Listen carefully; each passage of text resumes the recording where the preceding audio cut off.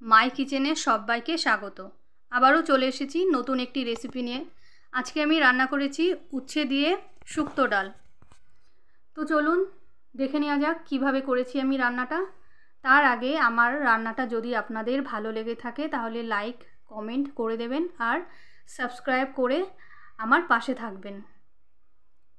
তো চলুন কিভাবে করেছি আমি রান্নাটা দেখে নেওয়া যাক। এখানে আমি নিয়ে নিয়েছি 200 গ্রাম মটরের ডাল। ডালটাকে আমি এবার ভালো করে ধুয়ে নেব। ডালটাকে আমি 2-3 বার ভালো করে ধুয়ে নিয়েছি। এবার ডালটাকে আমি সেদ্ধ করে নেব। দিয়ে দিচ্ছি পরিমাণ মতো জল।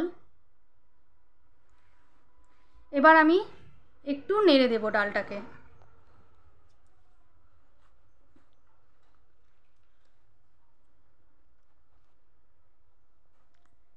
দিয়ে দিচ্ছি 1 টিস্পুন নুন।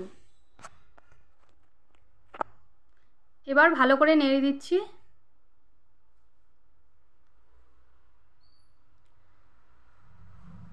দেখুন ডালের মধ্যে যে ফেনাগুলো আছে ওগুলো আমি ফেলে দিচ্ছি।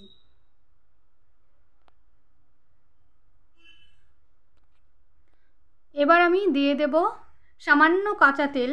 কাঁচা তেল দিলে ডালটা একটু তাড়াতাড়ি সেদ্ধ হয়ে যাবে। তো এখানে আমার ডালটা সেদ্ধ হয়ে গেছে। আমি 20 মিনিট ডালটাকে সেদ্ধ করে নিয়েছি। এখানে নিয়ে নিয়েছি উচ্ছে, একটা বড় উচ্ছে নিয়েছি আমি। দিয়ে দিচ্ছি নুন আর হলুদ। নুন হলুদ দিয়ে ভালো করে মেখে নেব। এবার আমি উচ্ছেটাকে ভেজে নেব। দিয়ে দিচ্ছি তেল, 2 টেবিল স্পুন তেল দিয়ে দিলাম। এবার করলাটাকে আমি ভেজে নেব।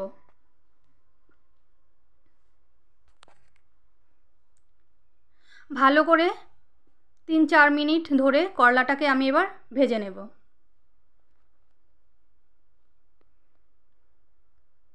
একটু কড়া করে ভাজতে হবে। কড়া করে ভাজলে তাহলে তেতো হবে না।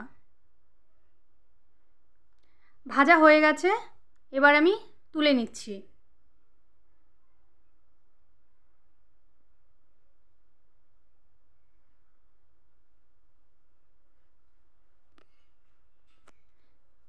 এবার এই তেলের মধ্যেই আমি ফোড়নে দিয়ে দেব রাঁধুনি আর দিয়ে দিচ্ছি একটা তেজপাতা। এবার ফোড়নটাকে ভালো করে ভেজে নেব। ফোড়ন থেকে সুন্দর গন্ধ বেরিয়ে গেছে। এবার দিয়ে দিচ্ছি আদা বাটা। এখানে 1 টিস্পুন আদা বাটা দিয়েছি। এবার আদা বাটাটাকে ভালো করে ভেজে নিতে হবে।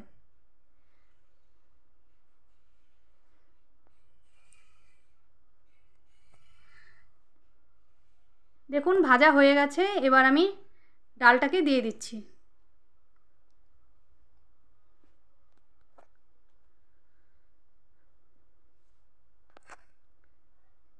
একটু জল দিয়ে দিলাম। অবশ্যই গরম জল ব্যবহার করবেন। এবার দিয়ে দিচ্ছি সামান্য হলুদ আর ভেজে রাখা উচ্ছেগুলোকেও দিয়ে দিচ্ছি ডালের মধ্যে।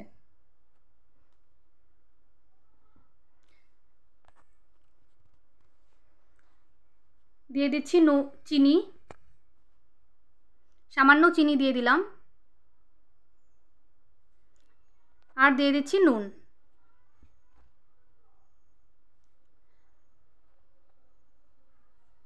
তো দেখুন হয়ে গেছে। এবার আমি নামানোর আগে দিয়ে দিচ্ছি সামান্য ঘি। আপনারা চাইলে ঘি নাও দিতে পারেন, তবে ঘি দিলে ভালো লাগে। তো দেখুন রেডি হয়ে গেছে আমার ডাল।